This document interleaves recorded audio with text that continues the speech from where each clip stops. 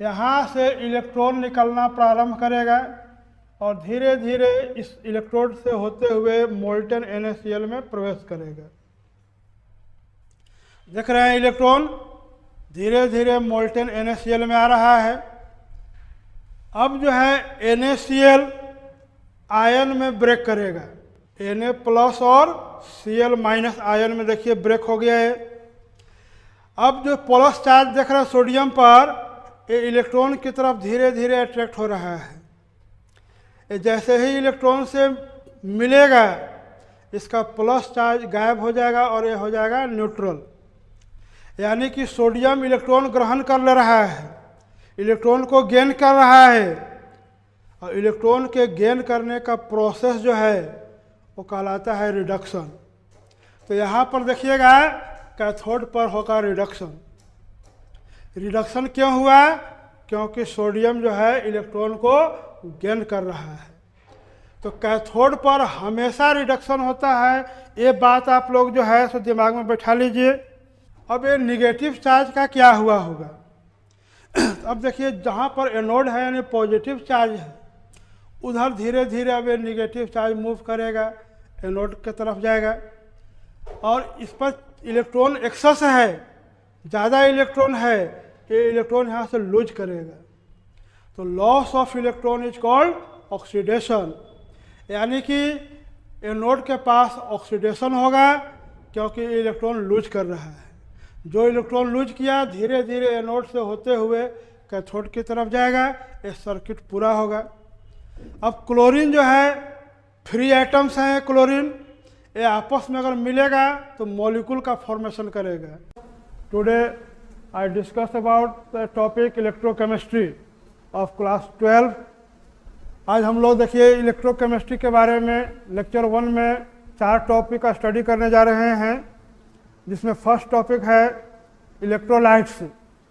Electrolytes के बारे में हम लोग पहला टॉपिक में पढ़ेंगे। इलेक्ट्रोलाइट को समझने के बाद दूसरा टॉपिक आएगा हमारे सामने इक्विवेलेंट वेट। इक्विवेलेंट वेट वो भी एलिमेंट का इक्विवेलेंट वेट, क्योंकि इस चैप्टर से रिलेटेड टॉपिक है। इसके बाद हम लोग देखेंगे इलेक्ट्रोकेमिकल इक्विवेलेंट। इलेक्ट्रोकेमिकल इक्विवेलेंट कैसे निकालना है, और जो कोर टॉपिक है इस चैप्टर का वो है आपके सामने Faraday's law of electrolysis. Faraday's law electrolysis का एप्लीकेशन देखेंगे, उससे रिलेटेड न्यूमेरिकल का स्टडी हम लोग करेंगे, कैसे न्यूमेरिकल को सॉल्व करना है। तो आइए हम लोग पहला टॉपिक स्टार्ट करें, जिसका नाम है इलेक्ट्रोलाइट्स। तो इलेक्ट्रोलाइट्स देखिए आप लोग,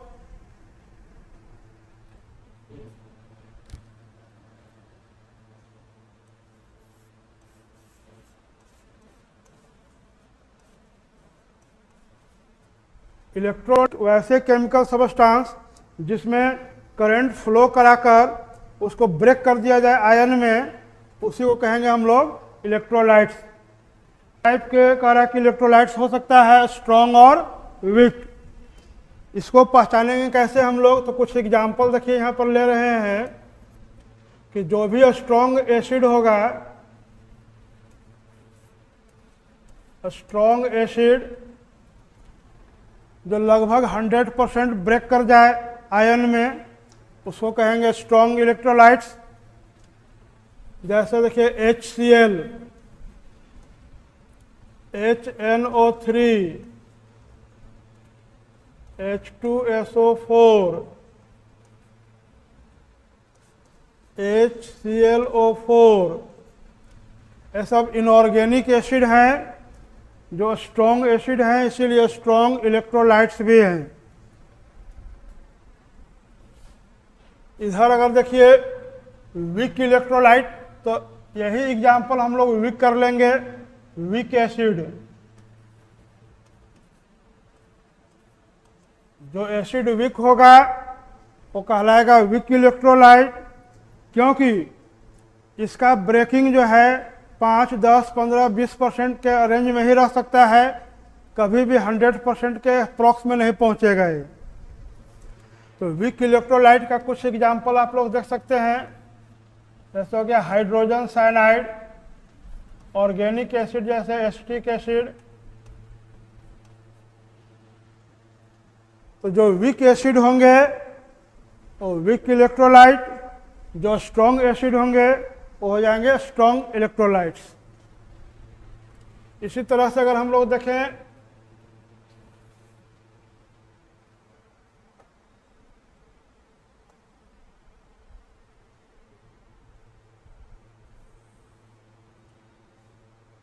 a strong base,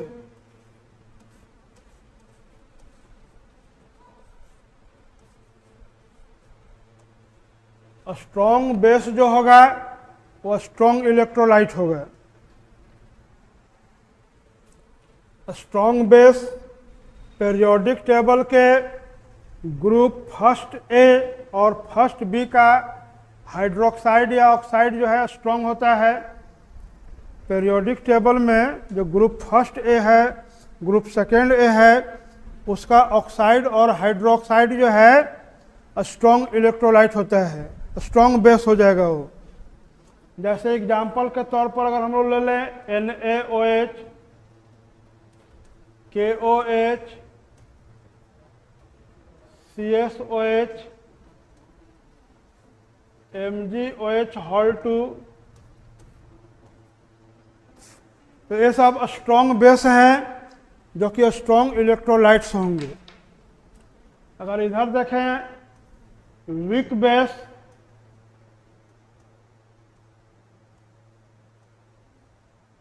weak base जो है वीक इलेक्ट्रोलाइट हो जाएगा। तो वीक बेस जैसे हो गया मान लीजिए अमोनियम हाइड्रोक्साइड, या ऑर्गेनिक बेस हो जाएगा मिथाइल एमीन। जो वीक बेस होंगे वो वीक इलेक्ट्रोलाइट होंगे।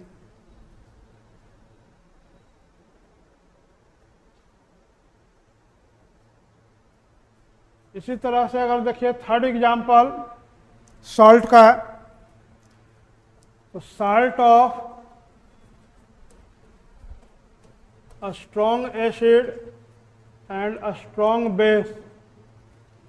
स्ट्रॉन्ग एसिड और स्ट्रॉन्ग बेस से बना हुआ सॉल्ट स्ट्रॉन्ग इलेक्ट्रोलाइट के अंदर आएगा। एग्जाम्पल देख सकते हैं आप लोग इसका, NaCl, KCl, KNO3,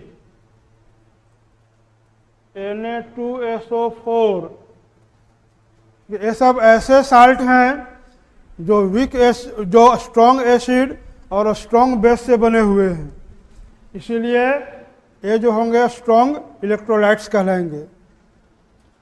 अगर इधर देखें हम लोग वीक में, तो होना चाहिए साल्ट ऑफ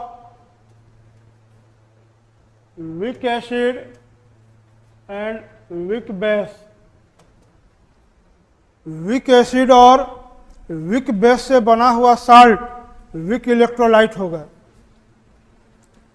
वीक एसिड और वीक बेस से जो साल्ट बनेगा वो वीक इलेक्ट्रोलाइट कहलाएगा। जैसे एग्जाम्पल देखिए,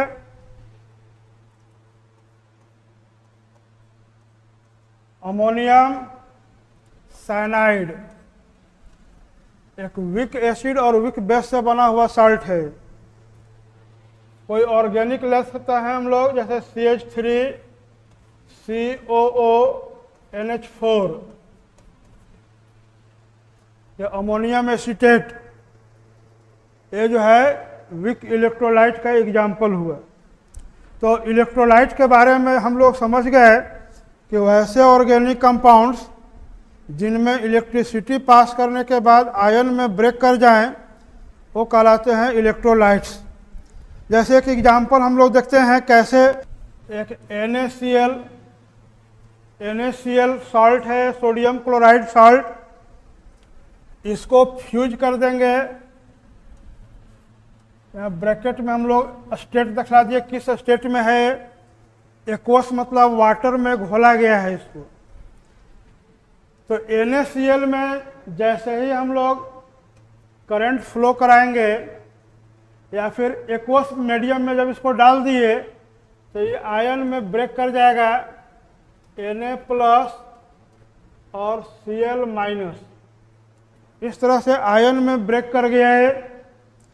NaCl जो सॉल्ट था उसको फ्यूज कराने के बाद या वाटर ऐड करने के बाद Na प्लस और Cl माइनस आयन में ब्रेक कर जा रहा है और ये 100% ब्रेक किया, इसीलिए स्ट्रॉन्ग इलेक्ट्रोलाइट है। ये जो है स्ट्रॉन्ग इलेक्ट्रोलाइट कहलाएगा।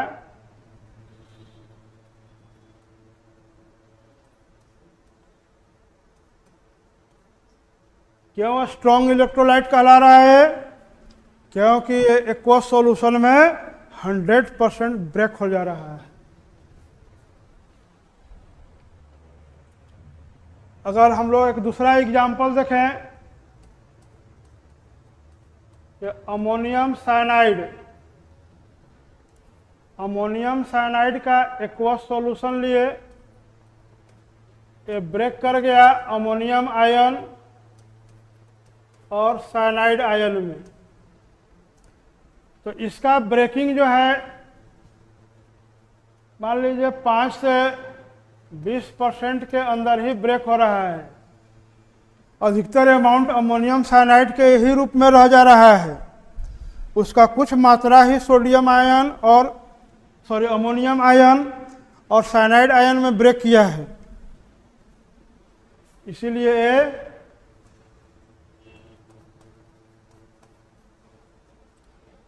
यहाँ पर हम लोग क्या देखें कि अप्रॉक्स 100% जो है सो ब्रेक कर गया है, इसीलिए स्ट्रॉन्ग इलेक्ट्रोलाइट था। और वैसा इलेक्ट्रोलाइट जो बहुत कम मात्रा में 5, 10, 15, 20% के आसपास ही ब्रेक करे, वो होता है वीक इलेक्ट्रोलाइट। तो इलेक्ट्रोलाइट के बारे में सभी लोगों को अच्छे तरह से कंसेप्ट क्लियर हो गया होगा कि इलेक्ट्रोलाइट्स वैसे सबस्टांस हैं जो एक्वस सॉल्यूशन में मोल्टन स्टेट में या करंट सप्लाई करने के बाद आयन में ब्रेक कर जाते हैं।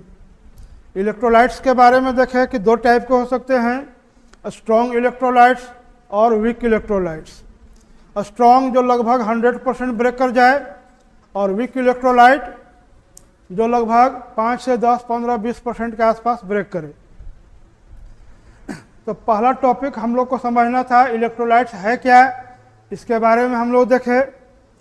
अब जो आगे हम लोग देखेंगे नेक्स्ट टॉपिक में, वो टॉपिक होगा इक्विवेलेंट वेट। तो स्क्रीन पर देखिए आप लोग, इक्विवेलेंट वेट के बारे में हम लोग एक्सप्लेनेशन कर रहे हैं। टॉपिक देखिए equivalent weight.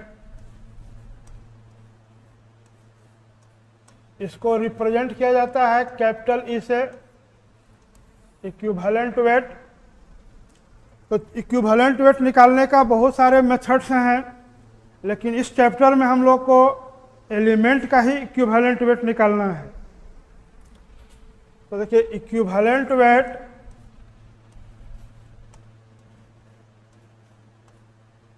Equal to formula हो जाएगा atomic weight divided by valency. N यहाँ पर रिप्रेजेंट कर रहा है वैलेंसी।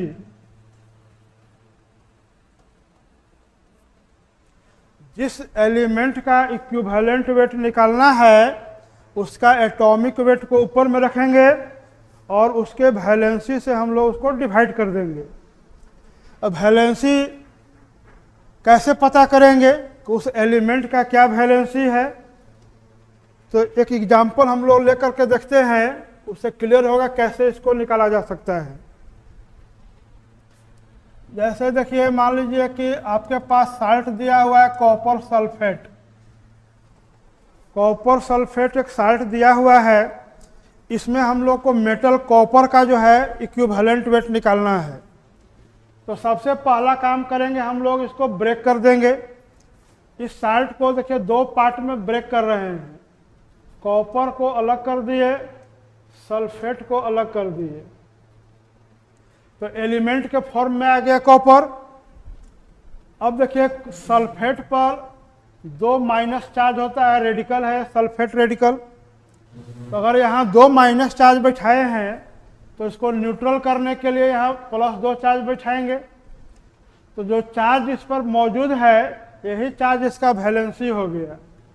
तो यहाँ कॉपर सल्फेट में कॉपर का अगर वैलेंसी देखेंगे तो 2 दिखाई देगा हम लोग को, वैलेंसी 2 है। अगर वैलेंसी पता चल गया तो इक्विवेलेंट वेट आसानी से हम लोग निकाल सकते हैं कॉपर का। कॉपर का एटॉमिक वेट यहाँ पर बैठाएंगे 63.5 डिवाइडेड बाई 2। 65 क्या है? इस कॉपर का एटॉमिक वेट है। वैलेंसी कैसे पता किए? तो साल्ट को ब्रेक करने के बाद जो चार्ज दिख रहा है मेटल के ऊपर वही उसका वैलेंसी हो गया। इसको अगर डिवाइड कर दें तो 31.75, ये जो 31.75 आया ये ग्राम इक्विवेलेंट इसका यूनिट हो जाएगा, ग्राम इक्विवेलेंट। तो कॉपर का इक्विवेलेंट वेट हो गया 31.75 ग्राम इक्विवेलेंट। इसी तरह से एक दूसरा हम लोग एलिमेंट का निकाल कर देखते हैं। सिल्वर का निकालने के लिए साल्ट ले रहे हैं, तो ये silver nitrate, silver nitrate salt है। इसमें हमको पहले पता करना होगा कि सिल्वर का वैलेंसी क्या है। तो इसको हम लोग ब्रेक करेंगे Ag और NO3 में, 2 पार्ट में ब्रेक हो गया। अब NO3 पर एक माइनस चार्ज होता है, नाइट्रेट आयन है। इसको न्यूट्रल बनाने के लिए Ag पर एक प्लस चार्ज दिखा देंगे इस तरह से। यहाँ भी लिख सकते हैं, लेकिन माइनस रिप्रेजेंट कर रहा है 1 चार्ज को, लिख भी सकते हैं 1, नहीं भी लिख सकते हैं। तो Ag का चार्ज दिख रहा है कि +1 अगर आ गया है, इसका मतलब है कि इसका वैलेंसी 1 है। जब वैलेंसी पता चल गया तब इक्विवेलेंट वेट हम लोग निकाल सकते हैं Ag का। एटॉमिक वेट 108 हो गया सिल्वर का एटॉमिक वेट, वैलेंसी 1 है। इसको डिवाइड कर दिए 108 ग्राम इक्विवेलेंट। तो इस तरह से कोई भी साल्ट अगर दिया हुआ है उसको ब्रेक करके मेटल का वैलेंसी पता करके उसका इक्विवेलेंट वेट निकाल लेंगे हम लोग। तो 2 एग्जाम्पल हम लोग इसलिए ले रहे हैं क्योंकि इस चैप्टर में अधिकतर कॉपर और सिल्वर का ही यूज किया गया है वोल्टामीटर में, इसलिए 2 एग्जाम्पल लिए हैं। और किसी का भी ले सकते हैं। जैसे एक और एग्जाम्पल दिखला रहे हैं आप लोग को। एक सॉल्ट है AlCl3, अल्युमिनियम ट्राइक्लोराइड साल्ट है। इस साल्ट को अगर ब्रेक कर दीजिए, इस साल्ट को अगर ब्रेक किया जाए तो कैसे ब्रेक कर सकते हैं? तो 2 पार्ट में इसको अलग कर सकते हैं हम लोग, Al और Cl। अल्युमिनियम 1 है, क्लोरीन 3 है, 3 को इसके पीछे कोफिशिएंट में लगा दीजिए। अब क्लोरीन का वैलेंसी होता है 1, इसीलिए एक माइनस चार्ज यहाँ पर लगा देंगे। 3 क्लोरीन है इसलिए टोटल चार्ज हो गया 3। न्यूट्रल करने के लिए हमको यहाँ रखना होगा +3। यहाँ से देखने के बाद पता चल रहा है कि अल्युमिनियम का वैलेंसी है 3। तो अगर हम लोग इक्विवेलेंट वेट निकाले अल्युमिनियम का, तो एटॉमिक वेट अल्युमिनियम का रखेंगे ऊपर divided by valency which is equal to 9 gram equivalent. तो इस तरह से आप लोग देखें कि जब कभी भी कोई साल्ट में मेटल का इक्विवेलेंट वेट निकालना हो तो हम लोग सबसे पहले मेटल को अलग करते हैं साल्ट से, उस पर चार्ज बैठाते हैं, चार्ज को देखकर वैलेंसी पता करते हैं, और जब वैलेंसी पता हो जाता है तब इक्विवेलेंट वेट निकाल लेते हैं। तो इक्विवेलेंट वेट निकालने का तरीका आप लोग समझ गए होंगे। तब आगे हम लोग देखते हैं नेक्स्ट जो टॉपिक है उसका नाम है इलेक्ट्रोकेमिकल इक्विवेलेंट।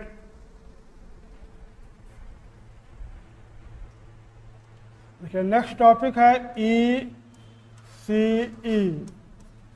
इसको Z से रिप्रेजेंट किया जाता है, इलेक्ट्रोकेमिकल इक्विवेलेंट।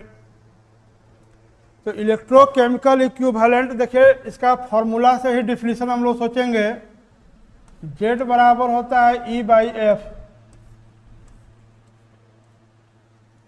इक्विवेलेंट वेट को फैराडे चार्ज से जब डिवाइड किया जाता है तब आता है इलेक्ट्रोकेमिकल इक्विवेलेंट। इक्विवेलेंट वेट को फैराडे चार्ज से डिवाइड करना है। तो एक नया टर्म यहाँ पर आ गया, फैराडे चार्ज। तो थोड़ा पहले हम लोग फैराडे चार्ज को समझ लेते हैं, इसके बाद ही निकाल सकते हैं इलेक्ट्रोकेमिकल इक्विवेलेंट। तो फैराडे चार्ज क्या है? फैराडे चार्ज F क्या है? तो कहता है कि charge of 1 mole electron is called Faraday charge. 1 mole electron का जो चार्ज होगा वही फैराडे चार्ज कहलाता है। यानी कि चार्ज ऑफ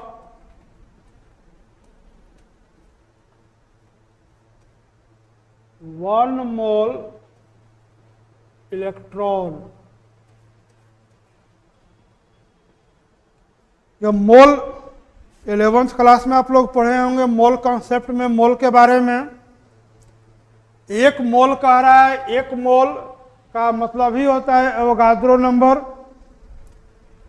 तो जो इलेक्ट्रॉन हम लोग लेंगे एवोगाद्रो नंबर के बराबर लेंगे। तो हमको F का वैल्यू देखिए निकालना है कि चार्ज ऑफ 1 मोल इलेक्ट्रॉन। तो 1 मोल में कितना इलेक्ट्रॉन होगा? तो 6.022 इंटू 10⁻23 इलेक्ट्रॉन। 1 मोल इलेक्ट्रॉन का मतलब हो गया एवोगाद्रो नंबर के बराबर इलेक्ट्रॉन। और 1 इलेक्ट्रॉन का चार्ज होता है 1.6 इंटू 10⁻19 कूलम्ब।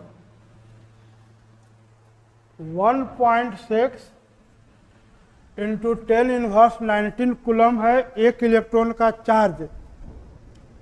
ये चार्ज जो है एब्सोल्यूट चार्ज है इलेक्ट्रॉन का, वास्तव में इतना चार्ज होता है।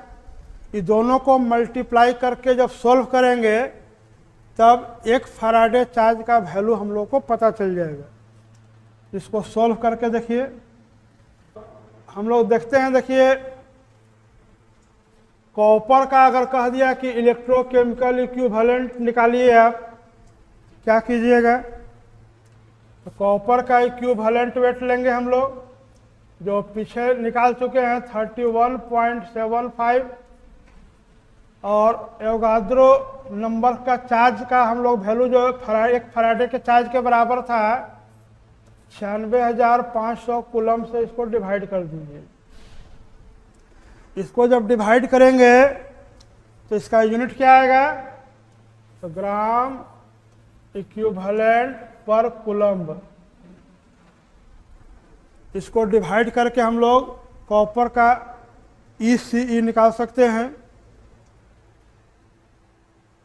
कितना वैल्यू आएगा इसको आप लोग कैलकुलेट करके देख सकते हैं। इसी तरह से अगर सिल्वर का निकालना हो तो सिल्वर का equivalent weight divided bye Faraday charge, इतना ग्राम इक्विवेलेंट पर कूलम्ब। इसको डिवाइड कर लेंगे तो इस तरह से Z यानी ECE कैलकुलेट हो जाएगा। तो अभी तक हम लोग 3 टॉपिक देख चुके हैं। फर्स्ट टॉपिक था इलेक्ट्रोलाइट्स। इलेक्ट्रोलाइट्स के बारे में हम लोग देखे, स्ट्रॉन्ग इलेक्ट्रोलाइट, वीक इलेक्ट्रोलाइट, उनका एग्जाम्पल देखे। जो स्ट्रॉन्ग एसिड होगा, स्ट्रॉन्ग बेस होगा, salt strong acid strong base से बना हुआ है, वो सारा हो जाएगा strong electrolyte. Weak acid, weak base, वैसे साल्ट जो वीक एसिड वीक बेस से बने हों वो हो जाएंगे वीक इलेक्ट्रोलाइट। इसके बाद हम लोग देखें इक्विवेलेंट वेट। एलिमेंट का इक्विवेलेंट वेट कैसे निकालना है, तो एटॉमिक वेट को वैलेंसी से डिवाइड कर देना है। इसके बाद हम लोग देखें इलेक्ट्रोकेमिकल इक्विवेलेंट। इलेक्ट्रोकेमिकल इक्विवेलेंट निकालने के लिए इक्विवेलेंट वेट को फैराडे चार्ज से डिवाइड कर देना है। तो ये सब बेसिक बातें थे फैराडे लॉ को पढ़ने के लिए। अब हम लोग देखिए आगे बढ़ेंगे फैराडे लॉ में। Faraday law of electrolysis.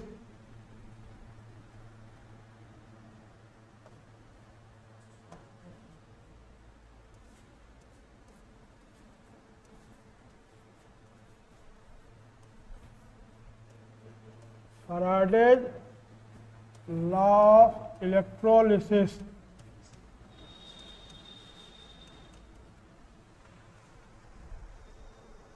तो लॉ दिए हैं फैराडे। फैराडे वैज्ञानिक माइकल फैराडे जो हैं इलेक्ट्रोलिसिस कराने के लिए लॉ दिए हैं, और वो 2 लॉ है।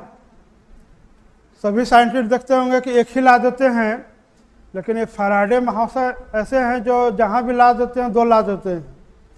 फिजिक्स में भी आप लोग सुनिएगा फैराडे का लॉ, जहाँ 2 लॉ है। केमिस्ट्री में भी देख रहे हैं तो 2 लॉ है। तो ध्यान रखिएगा फैराडे का 2 लॉ है। फर्स्ट लॉ और सेकेंड लॉ, 2 लॉ है फैराडे का।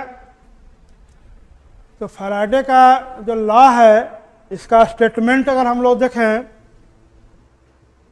तो कहता है कि जब कभी भी इलेक्ट्रोलाइट से चार्ज फ्लो किया जाता है तो चार्ज फ्लो करने के बाद इलेक्ट्रोड पर सबस्टांस डिपॉजिट होता है, और जो भी सबस्टांस डिपॉजिट होता है वो चार्ज का प्रोपोर्शनल होता है। इसको देखिए कैसे कहे, स्टेटमेंट क्या है, the amount of substance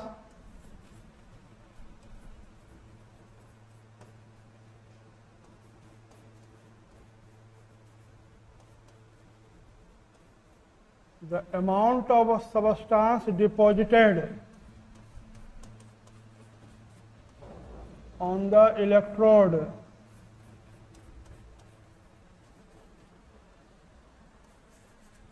is directly proportional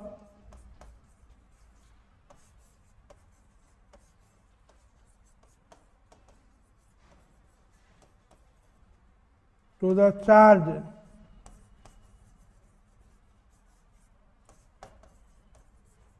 flow through the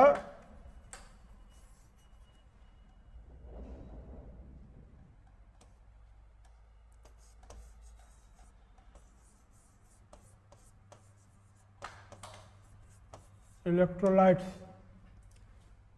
इस स्टेटमेंट को देखिए कह रहा है कि the amount of substance deposited on the electrode is directly proportional to the charge flow through the electrolytes.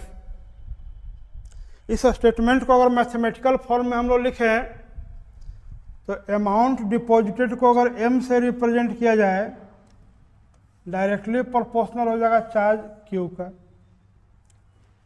और q के बारे में आप लोग जान रहे होंगे, चार्ज q जो है करंट इनटू टाइम के इक्वल होता है, q equal to I।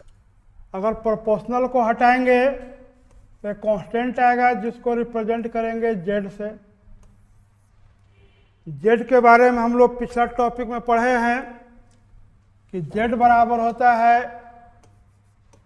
E/F, equivalent weight divided bye Faraday charge. q के बारे में हम लोग देखे थे, q बराबर होता है I/T। तो अगर यहाँ से हम लोग और आगे बढ़ें तो z के जगह पर लिख सकते हैं E/F, q के जगह पर लिख सकते हैं I/T। एक और चीज़ हम लोग पढ़े थे, इक्विवेलेंट वेट बराबर होता है atomic weight divided by valency. तो इक्विवेलेंट वेट के जगह पर अगर हम लोग ये बैठा दें तो atomic weight divided by valency into Faraday charge multiplied by I into T.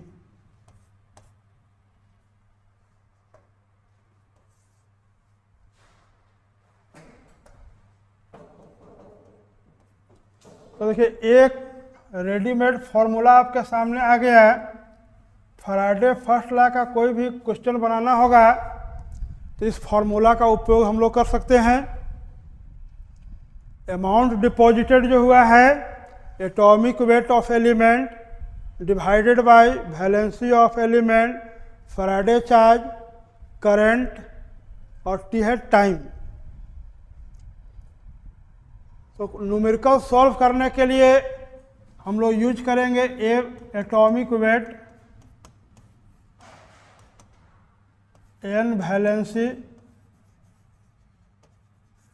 Of element deposited, F Faraday charge है जिसका वैल्यू रखना होगा 96,500 कूलम, आई है करंट जिसको एम्पियर में मेजर करेंगे, और टी है टाइम, टाइम को सेकंड में रखना होगा। ये ध्यान रखना है, क्वेश्चन में टाइम मिनट में भी हो सकता है, आवर में दे देगा, उसको हम लोग चेंज कर लेंगे सेकंड में। करंट का यूनिट है एम्पियर, चार्ज का हो गया कूलम, एन वैलेंसी है एलिमेंट का, ए एटॉमिक वेट है। तो इस फॉर्मूला का यूज करके हम लोग निकाल सकते हैं कितना अमाउंट डिपॉजिट हुआ।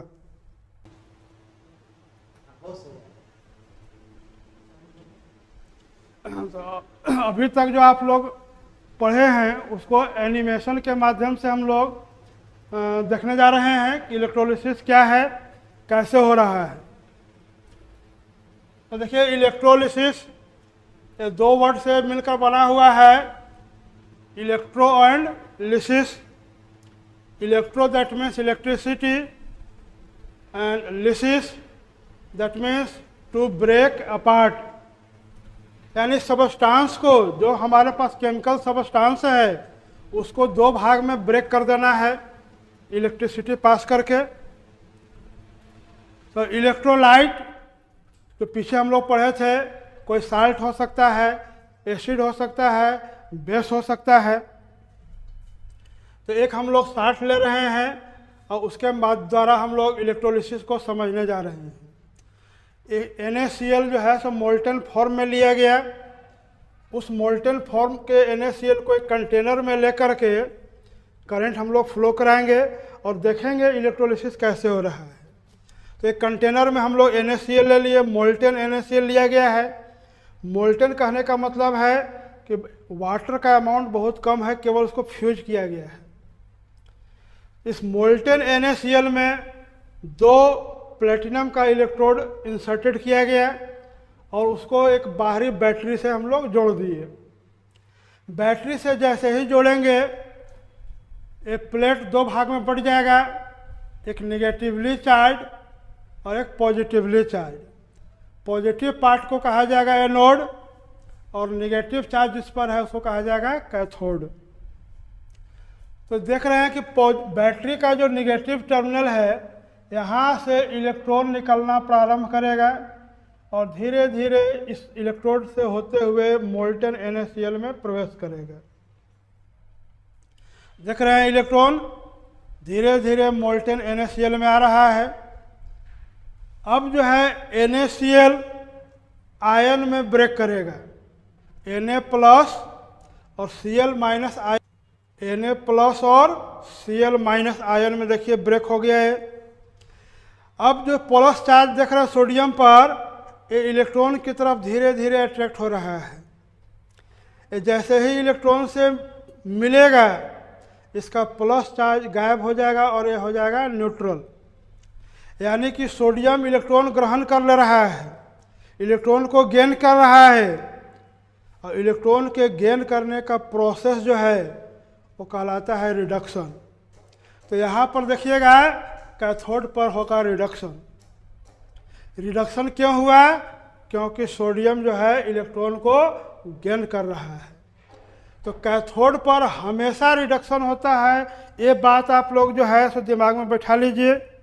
इस पूरे चैप्टर में हम लोग देखेंगे कि जब भी रिडक्शन होगा तो कैथोड पर होगा, कैथोड पर रिडक्शन होता है। इस बात को आप लोग दिमाग में पूरा बैठा लीजिए। तो हम लोग देखें कि कैथोड पर इलेक्ट्रॉन गेन हुआ, जिसके चलते सोडियम का रिडक्शन हो गया। Gain of electron is called reduction. यहाँ एक इक्वेशन से देख सकते हैं कि सोडियम आयन इलेक्ट्रॉन जब गेन किया तो सोडियम सॉलिड में बदल गया, जो कि रिडक्शन का प्रोसेस था। अब ये निगेटिव चार्ज का क्या हुआ होगा? अब देखिए जहाँ पर एनोड है यानी पॉजिटिव चार्ज है, उधर धीरे धीरे अब ये निगेटिव चार्ज मूव करेगा, एनोड के तरफ जाएगा, और इस पर इलेक्ट्रॉन एक्सेस है, ज़्यादा इलेक्ट्रॉन है, ये इलेक्ट्रॉन यहाँ से लूज करेगा। तो loss of electron is called oxidation, यानी कि एनोड के पास ऑक्सीडेशन होगा क्योंकि इलेक्ट्रॉन लूज कर रहा है। जो इलेक्ट्रॉन लूज किया धीरे धीरे एनोड से होते हुए कैथोड की तरफ जाएगा, ये सर्किट पूरा होगा। अब क्लोरीन जो है, फ्री एटम्स हैं क्लोरीन, ये आपस में अगर मिलेगा तो मॉलिक्यूल का फॉर्मेशन करेगा। Cl2 गैस एनोड से निकलता हुआ आप लोग को दिखाई देगा। यहाँ पर समीकरण में इक्वेशन में देख रहे हैं कि एक क्लोरीन लिए हुए हैं तो यहाँ हाफ Cl2 गैस बना।